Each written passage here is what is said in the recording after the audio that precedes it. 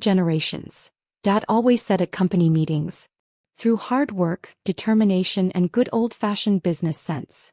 I watched the live stream of his latest speech from my penthouse office, noting how he conveniently left out the part where their good old-fashioned business sense was currently driving Anderson Manufacturing into the ground. Ms. Anderson? My assistant Jack appeared with the morning reports. Your parents' company's stock has dropped another 15% this morning. I nodded, pulling up the real-time trading data on my screens. 3 years ago, when I'd left my secure desk job at Anderson Manufacturing to start my own investment firm, they'd called me foolish, reckless, a disappointment. Catherine, Mom had sighed during our last family dinner. Some people are meant to be workers, not leaders. There's no shame in that. Now I watched as their empire crumbled while mine soared. Phoenix Capital, my foolish venture, had grown into a multi-billion-dollar investment firm. Not that they knew I owned it. To them, I was still their failed daughter working some mysterious job they never bothered to ask about. My phone buzzed, my brother Thomas calling for the third time today. He'd taken over as CFO of Anderson Manufacturing last year, despite having none of my financial expertise. But he was the son, so naturally he was meant to lead. The board meeting starts in an hour, Jack reminded me. They're expecting Phoenix Capital's representative to discuss the potential investment. I smiled, straightening my Chanel suit, not that they'd recognize it without obvious logos. Any word from the anonymous investor they're so desperate to meet? You mean you? Jack grinned. They've been trying to uncover your identity for weeks. Your father's especially eager to meet the billionaire who might save his company. I picked up my presentation folder, sleek, modern, nothing like Anderson Manufacturing's outdated methods. Inside were 2 proposals. One to save their company and one to let it fail. Which one I presented would depend entirely on how today's meeting went. Ms. Anderson? Jack appeared again. Your brother left another message. He says it's urgent. Of course it was urgent. Anderson Manufacturing was bleeding money, losing contracts, and watching their stock price plummet. They needed Phoenix Capital's investment to survive. They just didn't know they were begging their own daughter for salvation. I stepped into my private elevator, thinking back to all the family dinners where they'd dismissed my ideas for modernizing the company. All the board meetings where they'd ignored my warnings about their outdated practices. All the times they'd chosen Thomas over me simply because he was male. The car's ready, Jack announced as we reached the lobby. And your parents just arrived at the board meeting. Perfect. I checked my reflection in the mirror.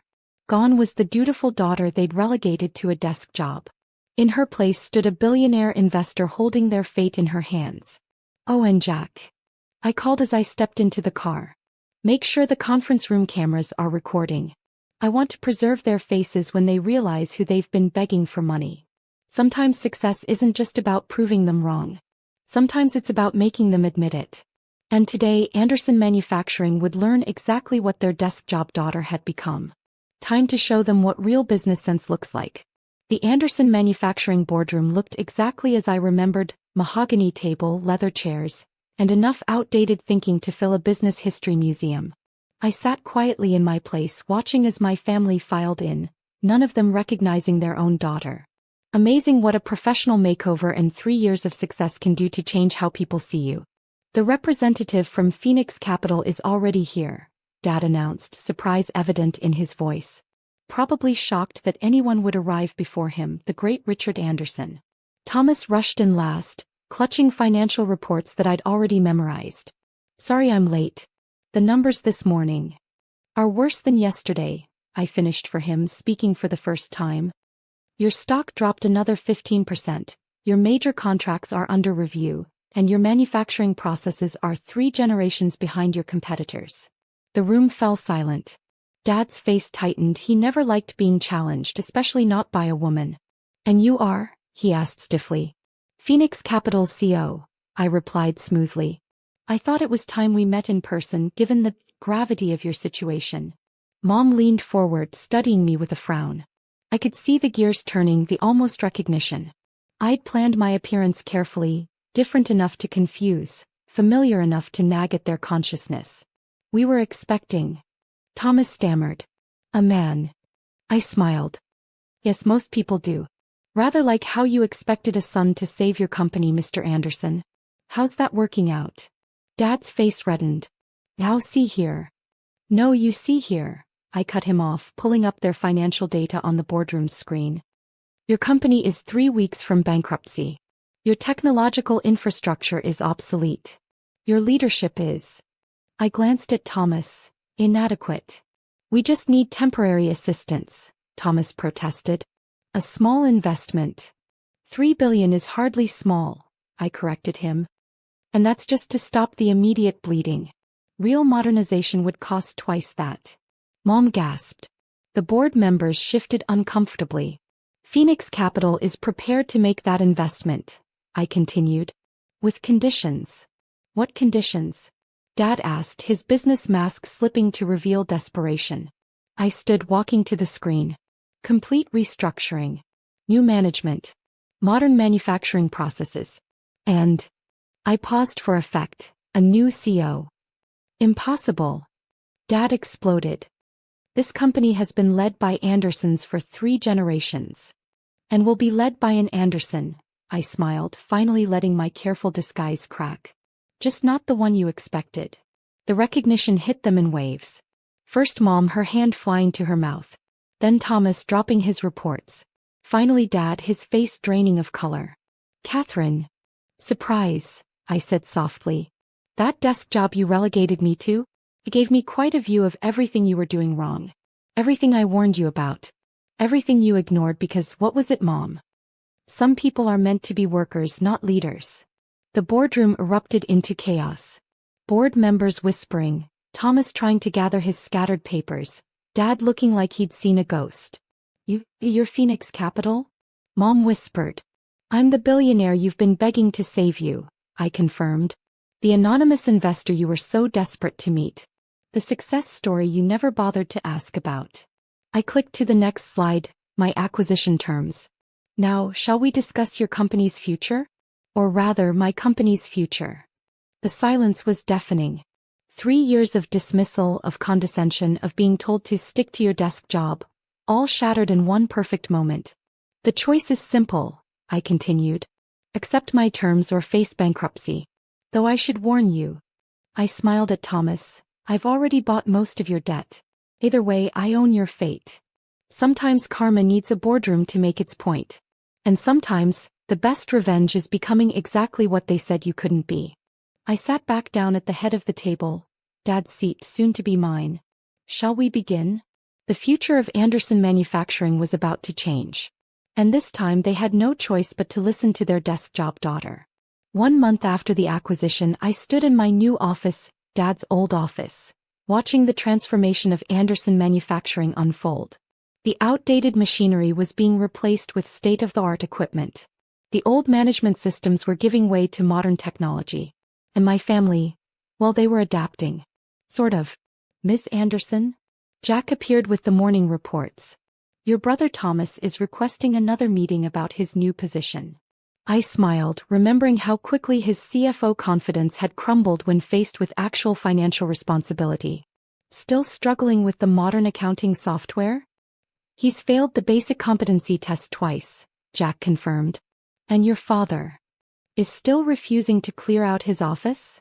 I glanced at the boxes of old files and golf trophies still cluttering the corner. Remind him that his advisory role doesn't include squatting rights. My phone buzzed. Mom trying again. Catherine, darling, can't we discuss this as a family? Your father's very upset about the new organization chart. The one where he reports to me? I typed back. Funny how family hierarchy only matters when it's in his favor. The factory floor beckoned through my window, newly streamlined, efficiently humming with modern machinery. The same upgrades I'd proposed 3 years ago, when they told me to focus on your spreadsheets, dear. Your first company-wide address is scheduled for noon, Jack reminded me. The employees are eager to meet the new CEO. Of course they were. The story had spread like wildfire, the Anderson daughter they'd dismissed returning as their billionaire savior. The desk job worker who'd built an empire while they weren't watching. I straightened my designer suit, no hiding the labels now, and headed for the conference room. Thomas intercepted me in the hallway looking harried. Kate, about these new systems. It's Catherine, I corrected him. Or Ms. Anderson if you prefer. And yes, you still need to pass the competency test to keep your position. But I'm an Anderson, he protested. So am I reminded him. The one you all said would never run a business. Funny how things change. The conference room was packed, employees, press, and of course my family relegated to the second row. Dad sat stiffly in his non-executive chair, while Mom tried to maintain her social smile. I took the podium, surveying what was now my domain. 3 years ago I sat in this room as a desk worker, I began. I presented a plan to modernize Anderson Manufacturing. To embrace new technology, new methods, new thinking. I was told to stick to my spreadsheets. The room was silent, hanging on every word. Today those spreadsheets own this company. Today that desk worker signs your paychecks. And today Anderson Manufacturing steps into the future, whether the old guard likes it or not.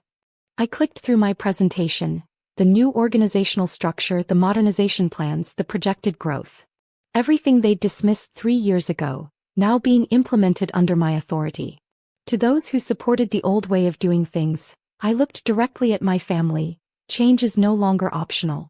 Adapt or find new employment. To those who saw the need for progress but weren't heard, your time has come. Dad shifted uncomfortably as I announced the promotion of several young executives, all women, all previously overlooked. Anderson Manufacturing was built on tradition, I concluded, but it will survive on innovation. And it will be led by someone who understands both the spreadsheets and the strategy.